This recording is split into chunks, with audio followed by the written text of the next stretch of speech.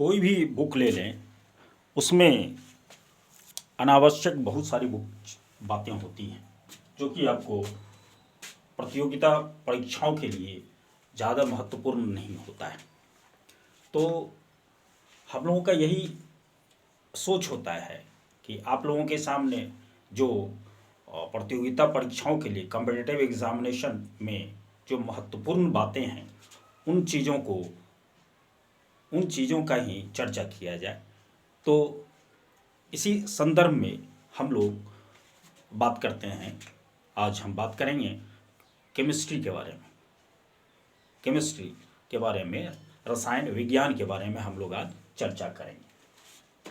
तो रसायन, सबसे पहली बात है कि किसी भी चीज़ के लिए हम लोग यदि चर्चा करें तो उसमें सबसे पहली बात आती है कि वो शब्द आया कहाँ से। तो वो सब शब्द कहाँ से आया, तो केमिस्ट्री, जिसको कि हिंदी में हम रसायन विज्ञान कहते हैं, तो केमिस्ट्री है, केमी से बना हुआ है। और केमी आया हुआ है मिस्र में, जो काली मिट्टी को केमी कहा जाता है, और उसी से केमिस्ट्री की उत्पत्ति मानी जाती है। तो अब तो रही ये शब्द वाली बात हुई कि शब्द की उत्पत्ति कैसे हुई, केमिस्ट्री की उत्पत्ति कैसे हुई। अब उसके आगे हम लोग चलें कि जो हम केमिस्ट्री का पढ़ते हैं, रसायन विज्ञान पढ़ते हैं, उसके कोई ना कोई जन्मदाता होगा। किसी ने इसकी सुव्यवस्थित रूप से अध्ययन किया होगा, कोई ना कोई। तो उसको सुव्यवस्थित रूप से अध्ययन करने वाला वो लेवासिये थे। उन्होंने ही इस को विज्ञान के रूप में प्रस्तुत किया और उन्हीं को इसका जन्मदाता कहा जाता है। आगे हम लोग बढ़ते हैं कि केमिस्ट्री तो किसी भी बिल्डिंग की, किसी भी मकान की जो इकाई होती है, इकाई से ही उस संरचना का निर्माण होता है। जैसे हम ईंट का ले लें तो ईंट से ही भवन का निर्माण होता है। उसी प्रकार से इस केमिस्ट्री की, जो रसायन विज्ञान है, केमिस्ट्री की जो अध्ययन करता है, उसके सबसे मूल में क्या होता है, उसका जड़ क्या होता है, जहाँ से वो केमिस्ट्री की मतलब अध्ययन किया जाता है। तो केमिस्ट्री का अध्ययन किया जाता है, और इसको पहले हम ये जान लें कि केमिस्ट्री पदार्थ के बारे में अध्ययन करता है। पदार्थ का क्या, उसका गुण क्या है, उसके जो अंदर में संगठन है किस प्रकार की है, क्या क्या सब चीज़ से बना हुआ है, उसमें क्या क्या चीज़ है, उसके बारे में, उसके संगठन के बारे में अध्ययन करता है। उसकी संरचना कैसी है, कौन संरचना मतलब किस किस चीज़ से, किस किस अनुपात में, किन किन चीज़ों से ये बना हुआ है, उनकी संरचना किस प्रकार की है, आंतरिक संरचना, बाह्य संरचना ये किस प्रकार की है, उसके बारे में केमिस्ट्री अध्ययन करता है। और वो केमिस्ट्री में जो ये पदार्थ होता है, पदार्थ में जो परिवर्तन होता है, वो कैसे परिवर्तन होता है, उस परिवर्तन का वो अध्ययन करता है। तो केमिस्ट्री विज्ञान की वह शाखा है जिसमें पदार्थ के गुण, उसके संगठन, संरचना एवं उसमें होने वाले जो परिवर्तन है उसको अध्ययन करता है। आगे हम लोग देखें चलें कि अब आते हैं जो उसका मूल है, इकाई है, जड़ है। वो जड़ है आपको, उसको परमाणु कहा जाता है। जो केमिस्ट्री जहाँ से अध्ययन शुरू करता है, वो पदार्थ की सबसे मूल इकाई जो होती है वो होता है आपका परमाणु होता है। तो परमाणु, अब परमाणु शब्द आया कैसे, परमाणु शब्द को लाने का जो शब्द है उसको लाने का श्रेय जाता है महर्षि कणाद को। ये 600 ईसा पूर्व की बात है, 620 BC की बात है। उन्होंने ही, महर्षि कणाद ने ही परमाणु शब्द को लाया था। और इसको इंग्लिश में जो हम पढ़ते हैं एटम, एटम को लाने का जो जो श्रेय दिया जाता है वो यूनानियों को दिया जाता है। और एटम शब्द की जो उत्पत्ति है, शब्द जो आया, वो इसका प्रयोग 400 BC में, 400 ईसा पूर्व में से शुरू होता है। वहीं मतलब उसमें इस शब्द की जो लाया गया था यूनानियों के द्वारा, एटम। अब अगला चलते हैं हम लोग कि इसको, एटम को, अब एटम है क्या। एटम जैसा हम आपको आलू दे दें, आलू दे और एक चाकू दे दें आपको, कहें कि उसका टुकड़ा करो, उस टुकड़े को भी फिर कहें कि इसको टुकड़ा करो, और फिर उस टुकड़े को कहें टुकड़े करो, फिर उस टुकड़े को जो टुकड़े करो, फिर उस टुकड़े को टुकड़ा करो। मतलब ऐसा टुकड़ा टुकड़ा करते करते एक आपका ऐसा आएगा पार्ट जहां आपका चाकू काम करना बंद कर देगा, वो कटेगा ही नहीं। तो वही है एटम है। और वो एटम क्या है, आलू का। अब देखिए वहाँ एक तो ये उसको काटते गए और जहाँ आपने काटना बंद हुआ वही है। अब उसका विभाजन, पहली बात है, अब वो टुकड़ा हो ही नहीं सकता है। जहाँ आपका चाकू कटे नहीं, चले नहीं, उसका अब टुकड़ा हो ही नहीं सकता है। तो इसको कहते हैं आप अविभाज्य, इसका विभाजित नहीं हो सकता है और ये नष्ट भी नहीं होता है। ना ही हम इसको निर्माण कर सकते हैं, ना ही इसको हम बना सकते हैं। और वो अविभाज्य है जिसका हम मतलब टुकड़ा नहीं कर सकते। उन्हीं सब चीज़ों से, उन्हीं चीज़ों से पूरे आलू का निर्माण हुआ है, उन्हीं चीज़ों से पूरे आलू का निर्माण हुआ। वही मतलब पूरा एक मतलब सबसे छोटी इकाई वही हुआ और उन्हीं से पूरे आलू का निर्माण हुआ।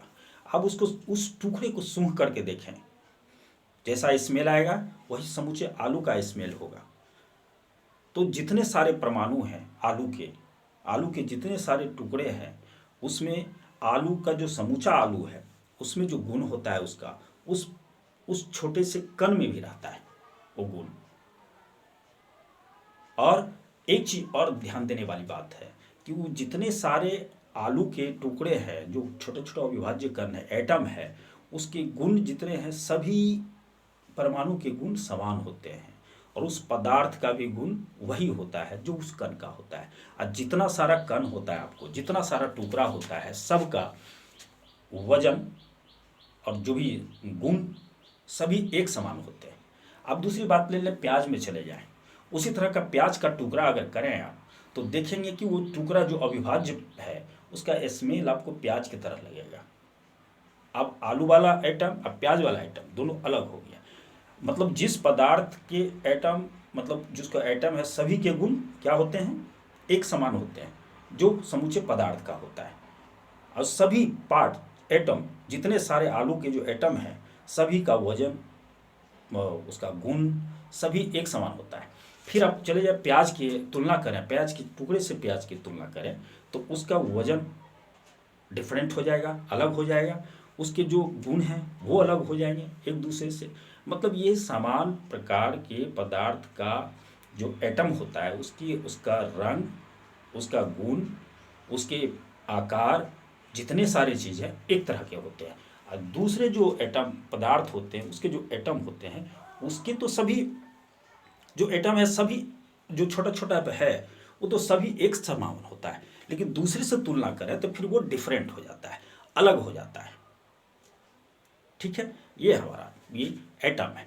अब आते हैं हम लोग एटम, ये इसका सिद्धांत किसने दिया, किसी ने सुव्यवस्थित रूप से अध्ययन किया होगा इसको। इसको एटम के बारे में एक प्रॉपर जो है उसका सिद्धांत, मतलब कैसे काम करता है, कितने पार्ट होते हैं, कैसे काम करता है, रासायनिक क्रिया में कैसे भाग लेता है, उसमें क्या होते हैं, उसके पूरे प्रकृति के बारे में, हर चीज़ के बारे में एक सिद्धांत के रूप में हम वो दे दिया जाता है। और उस सिद्धांत को देने वाला ये था आपको डाल्टन। डाल्टन को ये परमाणु सिद्धांत है, परमाणु सिद्धांत का जन्मदाता कहा जाता है। उन्होंने ही परमाणु सिद्धांत का प्रतिपादन किया था। कौन? जॉन डाल्टन ने। अब आगे चलते हैं इसके बारे में। तो इसमें अब तक में जो परमाणु में कई कहा जाता है कि 100 से अधिक कणों की खोज की गई है। तो उनमें जो मूल कण है वो 3 ही है। वो आपका है इलेक्ट्रॉन, प्रोटॉन और न्यूट्रॉन। इलेक्ट्रॉन, प्रोटॉन और न्यूट्रॉन, ये तो हम लोगों ने बड़े आसानी से कह दिया कि इलेक्ट्रॉन होता है, प्रोटॉन होता है, न्यूट्रॉन। उसका तो कोई जन्मदाता होगा, वो नामकरण करने वाला तो कोई होगा। इलेक्ट्रॉन का जो नामकरण किया वो तो कोई होगा, जो इसको नामकरण दिया, इसकी खोज किया होगा। तो उसका खोज कौन किए थे आपको? जे थॉमसन ने किया था। उसका जो खोज है किसने किया था? जे थॉमसन ने किया था। अब जब खोज कर लिया तो उसमें कुछ वजन होगा, कुछ भार होगा, कुछ मास होगा उसमें। तो वो मास था आपको 9.1 इंटू 10⁻³ किलोग्राम। अब समझिए कितना छोटा, -10⁻³ kg। अब समझिए माइनस जब होता है तो कितना छोटा पार्टिकल हो सकता है, कितना उसका मास हो सकता है। और दूसरी बात, उसमें जो इलेक्ट्रॉन है तो उसमें कुछ चार्ज होगा, आवेश होगा। तो वो आवेश कितना था? और एक चीज़ और, इलेक्ट्रॉन पर कौन सा आवेश होता है? इलेक्ट्रॉन पर माइनस आवेश चार्ज होता है, आवेश होता है। तो कुल चार्ज कितना होता है उस पर? तो वो आपका 1.602 इंटू 10⁻⁻19 कूलम्ब होता है। और आगे चलते हैं हम लोग। जो दूसरा पार्ट है, ये कण है, वो है प्रोटॉन। प्रोटॉन, अब प्रोटॉन नाम दे दिए हम लोगों ने। अब प्रोटॉन का खोज किसने किया? तो प्रोटॉन का खोज रदरफोर्ड ने किया था। उसमें भी कुछ मास होगा, कुछ द्रव्यमान होगा। तो वो द्रव्यमान कितना था आपको? 1.673 इंटू 10⁻⁻27 किलोग्राम। अब तो ये वजन की बात हो गई, मास की बात हो गई। अब इस पर चार्ज क्या होता है? तो इस पर चार्ज होता है आपको, पॉजिटिव चार्ज होता है। किस पर? प्रोटॉन पर पॉजिटिव चार्ज होता है। और वो चार्ज कितना होता है? चार्ज वही कितना, इस पर प्लस चार्ज होता है, इलेक्ट्रॉन पर माइनस चार्ज होता है। वही होता है कि 1.602 इंटू 10⁻⁻19 कूलम्ब चार्ज होता है। और आगे हम चलते हैं एक महत्वपूर्ण पर, ये वो है न्यूट्रॉन। न्यूट्रॉन को तो स्वाभाविक रूप से न्यूट्रॉन का भी कोई नहीं खोज किया होगा। तो न्यूट्रॉन की खोज करने वाला कोई नहीं बल्कि वो चैडविक थे। और चैडविक तो उतना खोज कर हो गई। अब उसका कुछ, उस जो कण है उस कण का तो कुछ मास होगा। उस कण का जो मास था आपको 1.675 इंटू 10⁻⁻27 किलोग्राम। ये क्या? न्यूट्रॉन का वो, उस पर वो मास था। और इस पर कितना चार्ज होगा? चार्ज 0 होता है, कुछ भी नहीं होता है, न प्लस होता है न माइनस होता है। इसको क्या कहा जाता है? न्यूट्रॉन। अब रही इसकी कण की बात। अब इसकी स्थिति क्या होती है पदार्थ में? तो पदार्थ में इसकी स्थिति ये होती है कि जो एटम होता है, एटम के जो न्यूक्लियस होता है, केंद्रक होता है, उसमें प्रोटॉन और न्यूट्रॉन होते हैं। और इलेक्ट्रॉन उसके चारों ओर जो है ये चक्कर लगाता है। तो ये हमारा जो है संपूर्ण जो एटम है, एक संक्षिप्त चर्चा है। और आज के वीडियो में बस इतना ही। नेक्स्ट वीडियो में हम लोग इसी प्रकार का और भी वीडियो लेकर के आऊँगा। तब तक के लिए धन्यवाद।